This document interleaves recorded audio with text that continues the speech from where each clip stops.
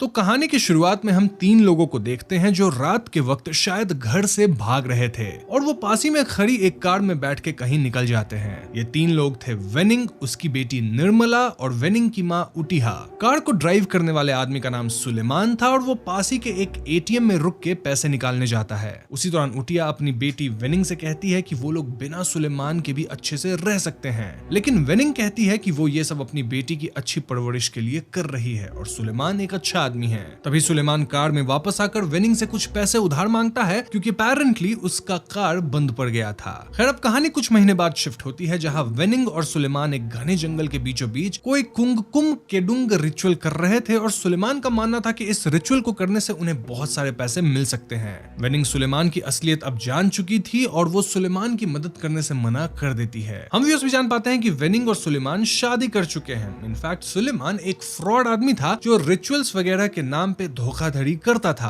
और तो और वो निर्मला और उटिया पे भी अत्याचार किया करता था। खैर वेनिंग के उसे कन्फ्रंट करने पे वो वेनिंग पे ही हाथ उठाता है और उसे डरा धमका कर रिचुअल के लिए राजी करता है। बेसिकली इस रिचुअल में उसे रिवर के बीचों बीच जाकर कोई मंत्र वगैरह चांट करना था। देन एक रस्सी के जरिए सुलेमान किनारे पर खड़ी वेनिंग को उसे खींचने को कहता है अगर इन केस वो डूब रहा होगा तो हाँ, रिचुअल स्टार्ट होता है और वेनिंग काफी टाइटली रस्सी को पकड़े भी रखती है, लेकिन एक पल के बाद पानी का बहाव इतना तेज हो जाता है कि वो रस्सी को और नहीं संभाल पाती और इसी के कारण सुलेमान नदी के पानी में डूब जाता है। वेनिंग भी इस हादसे से घबरा जाती है, लेकिन वो सुलेमान को बचाने का कोई प्रयास नहीं करती। इंस्टेड उसे मानो सुलेमान के चंगुल से आजादी मिल चुकी थी। Now this scene makes us wonder कि क्या वेनिंग ने जानबूझकर रस्सी को छोड़ा या फिर बाय मिस्टेक ऐसा हुआ। खैर अब इस हादसे के बाद 5 महीने बीत जाते हैं जहां हम वेनिंग को अपनी बेटी निर्मला और माँ के साथ खुशी से रहते हुए देखते हैं। वेनिंग अपने परिवार को चलाने के लिए एक छोटा सा बस चलाया करती थी। वहीं उटिया पास के ही एक प्रोफेसर मिस्टर तेत्सुया के घर पे एज ए हाउस हेल्प काम किया करती थी। तेत्सुया काफी अच्छे इंसान थे जो निर्मला से काफी लगाव रखते थे, इसलिए निर्मला भी अपनी नानी के साथ उनके घर जाया करती थी। खैर अब एक रोज वेनिंग अपने काम पे थी जहाँ रास्ते में उसे एक आदमी मिलता है जिससे सुलेमान ने पैसे उधार लिए थे, लेकिन ऑफ कोर्स सुलेमान पैसे वापस कभी आया नहीं और ऐसे में वो आदमी वेनिंग से सुलेमान का पता भी पूछता है। और वेनिंग यहाँ कुछ खास तो नहीं बताती, लेकिन हम सब जानते हैं कि सुलेमान तो अब इस दुनिया में है ही नहीं। खैर उसी रात काफी तेज बारिश होती है और वेनिंग अपनी बेटी और माँ को मिस्टर तेत्सुया के घर से पिक करने जाती है जहाँ निर्मला काफी रो रही थी। इनफैक्ट वेनिंग की माँ भी काफी परेशान दिख रही थी। ऑल्दो ये दोनों वेनिंग को कुछ बताते नहीं है कि बात क्या है। तो ये सबसे वेनिंग भी परेशान हो जाती है और वो जल्द से जल्द घर पहुंचना चाहती थी, जिसके चलते वो एक शॉर्टकट लेती है। वेनिंग की माँ उसे रोकती है सेइंग कि ये वाला रास्ता काफी खराब है और वो यहाँ से ना जाए, लेकिन वेनिंग उनकी एक नहीं सुनती और तभी एक मोड़ पे आके वेनिंग की स्कूटी का टायर स्लिप करता है जिससे ये लोग वहीं गिर जाते हैं और चोट के कारण बेहोश हो जाते हैं। अब कुछ समय बाद जब वेनिंग को होश आता है तो वो अपनी माँ और बेटी को पागलों की तरह ढूंढना शुरू करती है। वो फौरन पुलिस भी बुला लेती है और पुलिस को उटिया की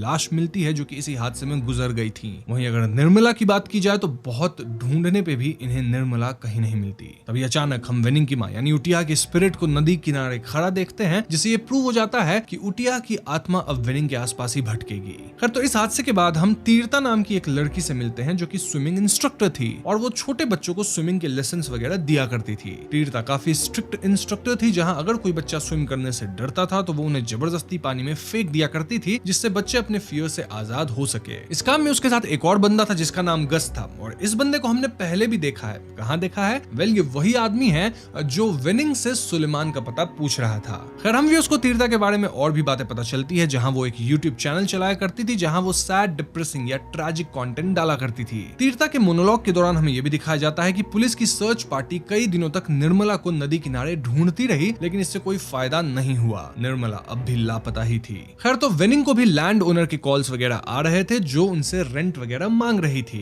इनफैक्ट उसे बस वाली नौकरी से भी निकाल दिया गया था क्योंकि वो हमेशा एब्सेंट माइंडेड रहती थी। तो ऐसे में ना चाहते हुए भी वेनिंग को इंस्टाग्राम पे लाइव आकर अपने मेकअप वाली वीडियोस डालनी पड़ रही थी ताकि वो एटलीस्ट थोड़े बहुत पैसे कमा सके। वैसे मैं आपको बता दूं कि ये इन्फ्लुएंसर वाली जॉब वेनिंग पहले से किया करती थी और लाइव आने पर भी लोग उसे कई तरह से बुली करते थे रिगार्डिंग हर डॉटर। वो लगातार पुलिस वालों के पास जाकर अपनी बेटी के बारे में पूछा करती थी, जहां एक रोज मिस्टर अदांग वेनिंग को बताते हैं कि किसी से उन्हें पता चला है कि निर्मला को स्विमिंग आती थी, तो शायद वो अब भी जिंदा हो, जिसपे वेनिंग काफी हैरान हो जाती है क्योंकि उसे ये बात मालूम ही नहीं थी। मतलब कुल मिलाकर वेनिंग की जिंदगी बहुत खराब चल रही थी। एक रोज वेनिंग अपने मदर के फ्यूनरल के लिए कई सारे लेटर्स वगैरह प्रिंट कराती है और वहीं उसी दुकान में तीर्था भी आती है, जो दुकानदार से पूछती है कि क्या ये औरत वही है जिसकी मदर की एक्सीडेंट में मौत हो गई थी। दुकानदार उसे हाँ में जवाब देता है और वेनिंग के खोई हुई बेटी के बारे में भी बताता है, जिसे सुन तीर्था को एक फ्लैशबैक आता है जहां हम देख पाते हैं कि निर्मला तीर्था के स्विमिंग स्कूल आई थी उसे लेसन्स वगैरह लेने के लिए। मतलब तीर्था ऑलरेडी निर्मला को जानती थी और जैसे तीर्था सबको स्ट्रिक्टली स्विमिंग सिखाती थी ना, बच्चों को पानी में धक्का देकर एंड ऑल, सेम उसने निर्मला के साथ भी करा था। अब घर जाकर तीर्था को आइडिया आता है कि वो अपने पॉडकास्ट में वेनिंग के दुख भरी कहानी को सुनाएगी और वो वेनिंग के साथ ही एक पॉडकास्ट भी अरेंज करेगी।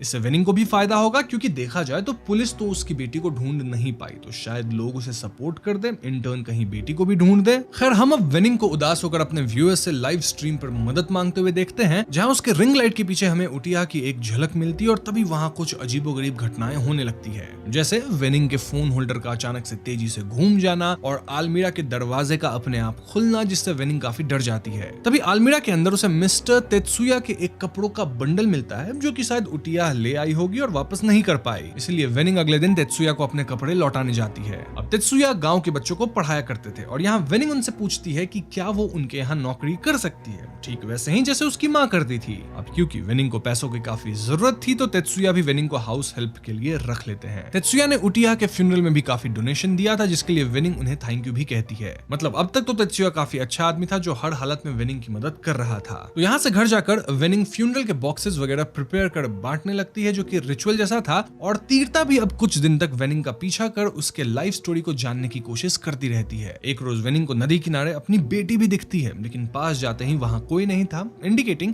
कि ये सब वेनिंग का हैलुसिनेशन था। वहीं तीर्था गस से अपने पॉडकास्ट करने वाला आइडिया शेयर करती है और गस बताता है कि वेनिंग का हस्बैंड सुलेमान एक फ्रॉड आदमी था। मतलब वो लोगों से पैसे लेकर भाग जाता था और उसका सारा लोन कहीं ना कहीं अब वेनिंग के सर पे चढ़ चुका है। तो हाँ, वेनिंग के पास बहुत सारी प्रॉब्लम्स है और इन प्रॉब्लम्स के बीच में वो पॉडकास्ट करने को तो नहीं मानेगी। ये सब सुनने के बावजूद एक दिन तीर्था वेनिंग के घर उससे बात करने जाती है, लेकिन उसे वहां कोई नहीं मिलता। अब अचानक से घर का दरवाजा अपने आप खुल जाता है और तीर्था अंदर चली जाती है और तभी वो एक कमरे के छत पर से पानी टपकते हुए पाती है। अब ये पानी देखते ही देखते खून में बदल जाता है और वही छत पर से उटिया की लाश भी फ्लोट करते हुए उसे हॉन्ट करती है। तीर्था इससे ट्रॉमेटाइज्ड होकर घर से बाहर भागती है। खैर अब अगले सीन में हम वेनिंग को तेत्सुया के घर में देखते हैं, जहां उसे तेत्सुया की बेटी मियाको के बारे में पता चलता है, जो कि 10 साल की है। मियाको जापान में अपनी माँ के साथ रहती थी, क्योंकि तेत्सुया और उसकी वाइफ का डिवोर्स हो चुका था। तेत्सुया अपनी रिसर्च करने इंडोनेशिया आ गया था और वो अपनी बेटी को काफी याद भी करता था। उसी बातचीत के दौरान वेनिंग को ओरिगामी क्रेन्स की ट्रेडिशन पता चलती है,